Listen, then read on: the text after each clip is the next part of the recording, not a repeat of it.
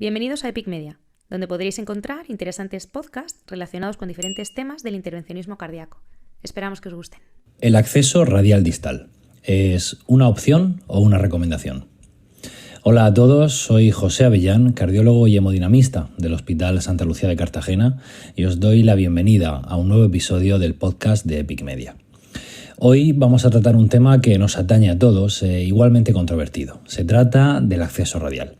Y es que el acceso radial se ha convertido en el abordaje de elección para el paciente sometido a una coronariografía, ya sea diagnóstica, terapéutica, tanto en el escenario estable como en el agudo, debido además a una fuerte evidencia que lo respalda, como una alternativa más segura, igual de eficaz y más eficiente que el clásico acceso femoral, disminuyendo incluso la mortalidad asociada al procedimiento.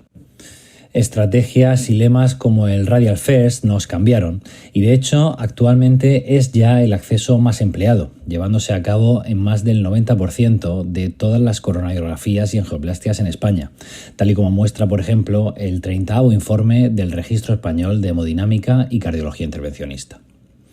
Sin embargo, no es un acceso perfecto. Aunque los hemodinamistas en ocasiones no hemos tratado las complicaciones de nuestros accesos, estos ocurren.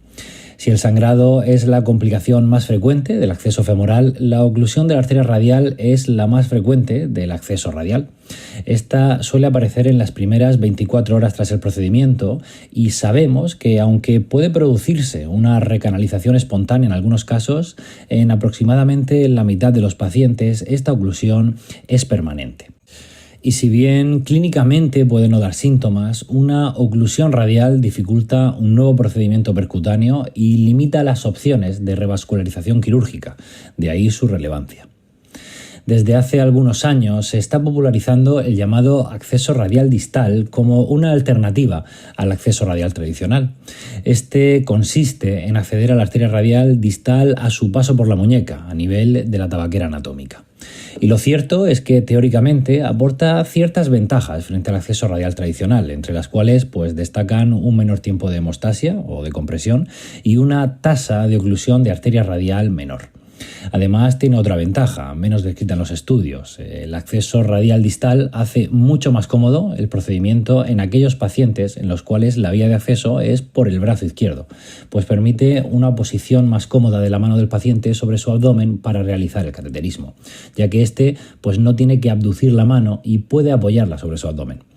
Por contra, este acceso tiene algunos hándicaps, como el ser un abordaje nuevo que necesita su curva de aprendizaje y que la arteria suele estar algo menos superficial que el tradicional acceso radial, es decir, es un acceso más desafiante para el operador.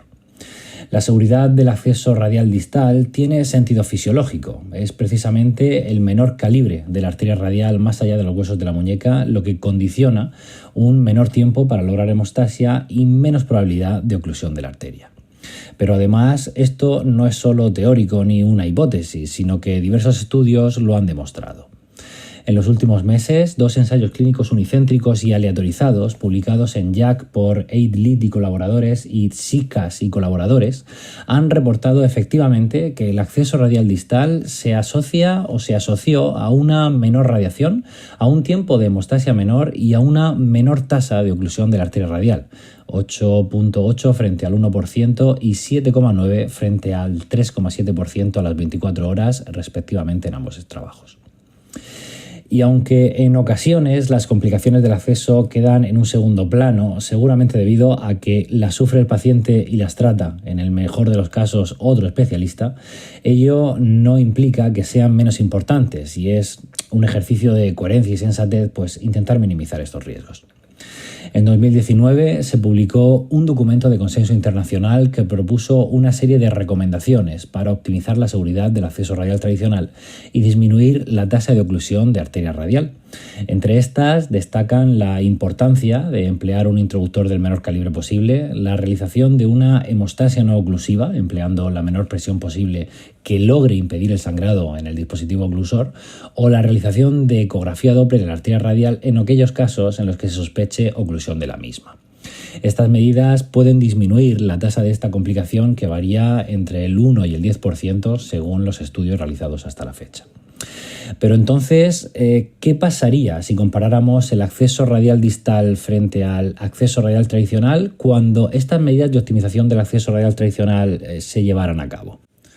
Este es precisamente el punto de partida del estudio Disco Radial Trial, publicado en JACC Cardiovascular Interventions por Adel Aminian y colaboradores. Con el objetivo de estudiar la superioridad del acceso radial distal frente al acceso radial tradicional en cuanto a su seguridad, los autores aleatorizaron a 1.307 pacientes sometidos a coronariografía con un introductor de 6 French, a realización de la misma mediante acceso radial tradicional, 657 pacientes, o acceso radial distal, 650 pacientes. Se trata de un ensayo clínico controlado, aleatorizado, multicéntrico e internacional. El objetivo primario fue la incidencia de oclusión de arteria radial valorada mediante ecografía Doppler en antebrazo antes de la alta hospitalaria. Fueron objetivos secundarios la tasa de crossover, el tiempo de hemostasia y las complicaciones relacionadas con el acceso. En los pacientes sometidos a acceso radial tradicional, se instó a los investigadores a seguir las recomendaciones para disminuir el riesgo de oclusión de la arteria radial ya comentadas. Los cuidados post-acceso radial distal fueron los estándares propios de cada centro. Pues bien, los autores reportan que la tasa de oclusión de la arteria radial no fue significativamente distinta entre grupos, siendo del 0,91% en el brazo del acceso radial tradicional y del 0,31% en el brazo del acceso radial distal, con un valor de P de 0,29. La tasa de crossover fue significativamente mayor con el acceso radial distal, 7,4% frente al 3,5%, y el tiempo hasta hemostasia pues también fue significativamente menor, 153 minutos frente a 180 minutos. Se reportó una tasa mayor de espasmo radial con el acceso radial distal, de 5,4% frente al 2,7%, mientras que el sangrado y las complicaciones vasculares pues no fueron distintas entre grupos. Cuando se analizaron los resultados por protocolo y no por intención de tratar, la dirección y el nivel de significación de los resultados se mantuvieron. Si hay algo que llama la atención de este estudio es precisamente la tasa de oclusión de la arteria radial que se obtuvo por los autores, y es que esta fue extraordinariamente baja, pero en el brazo del acceso radial tradicional y también en el radial distal. Podríamos decir que este trabajo sienta un nuevo estándar a perseguir por todos los que realizamos cateterismos cardíacos mediante el acceso radial tradicional. Quizá la pregunta más pertinente a la que da lugar este trabajo no es si el acceso radial distal es mejor que el tradicional, sino si deberíamos de universalizar las medidas de optimización del acceso radial tradicional en todos nuestros pacientes con este abordaje. Por incidir en ello, las medidas específicas que se recomendaron en este Disco Radial Trial a los investigadores fueron la reducción, siempre que fuese posible, del tamaño del introductor, una adecuada anticoagulación durante el procedimiento, compresión post-procedimiento no oclusiva, que en este caso se valoró con pletismografía en el dedo índice, mientras se comprimía también la arteria cubital, y una estrategia de ejercer la presión justa con el compresor que evitara el sangrado. Ahora bien, es posible que la baja tasa de oclusión de la arteria radial en ambos brazos haya dificultado el que se haya podido alcanzar la significación estadística para este endpoint. Y es que, a pesar de todo, la tasa de oclusión de la arteria radial fue 3 veces superior en el grupo del acceso radial tradicional que en el grupo del acceso radial distal. Es posible que con una mayor muestra o si las tasas de oclusión fuesen más frecuentes en ambos grupos, pues se hubiese alcanzado esta significación estadística. Como conclusión y también como opinión personal, pues remarcaría 2 aspectos. El primero es que el acceso radial distal es una alternativa clara al acceso radial tradicional, que si bien supone una mayor dificultad de acceso para el cardiólogo intervencionista, devuelve este hándicap con una probablemente menor tasa de complicaciones y una mayor comodidad para el paciente, pues simplifica y disminuye el tiempo de compresión.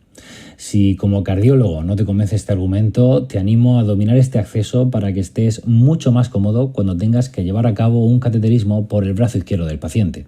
La comodidad extra que te brinda el acceso radial distal sí que te convencerá. Mi segunda conclusión es que deberíamos de estandarizar en nuestra práctica clínica esta serie de medidas que logran disminuir mucho las complicaciones relacionadas con el acceso radial tradicional. Cuestan muy poco y benefician mucho. Y esto es todo. Muchas gracias por escucharnos. Espero que este podcast te sea de utilidad. Un saludo y nos vemos en próximos episodios. Muchas gracias. Os esperamos en el próximo podcast en Epic Media.